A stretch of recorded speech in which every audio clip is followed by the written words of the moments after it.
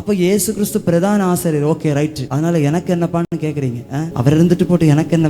இயேசு கிறிஸ்து பிரதான ஆசாரியரா என்ன செய்தார், நமக்கு அதனால என்ன வந்தது அப்படிங்கறத நம்ம தியானித்து முடிக்கும். முதலாவது பிரதான ஆசாரியராக இயேசு செய்த காரியம் நித்திய மீட்பு. இயேசு கிறிஸ்து மகா பரிசுத்த ஸ்தலத்துக்குள்ள என்றாவதற்கு காளையுடைய ரத்தம் தேவைப்பட்டுச்சா, ஆட்டுக்கடாவுடைய ரத்தம் தேவைப்பட்டுச்சா? இல்ல.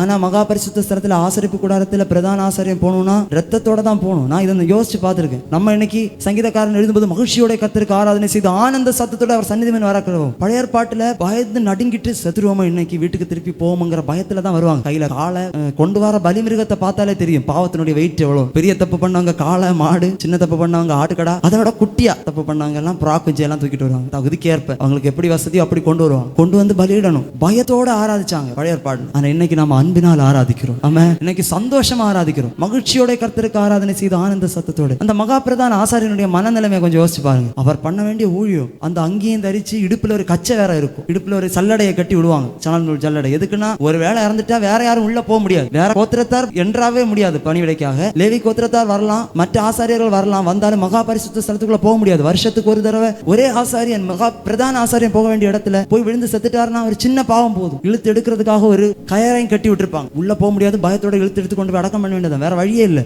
ரெண்டு கையில ரத்தத்தோட பயந்து போய் கொண்டிருக்கிற இடத்துல இப்ப இயேசு கிறிஸ்து தைரியமா போறார். அவர் பலியானதுனால நமக்கு ஒரு வாசலை திறக்கிறார். என்னன்னா நித்திய மீட்பு. அதாவது இனி அவரை ஏற்றுக்கொள்ற நமக்கு ஒரு இரண்டாம் மரணம் இல்லை, ஆக்கினை. அதான் கிறிஸ்து இயேசுவில் இருக்கிற நமக்கு என்ன இல்லைன்னா ஆக்கினை தீர்ப்பு இல்லைன்னு பைபிள் சொல்லுது. அதுதான் ஒரு பெரிய பாக்கியம்.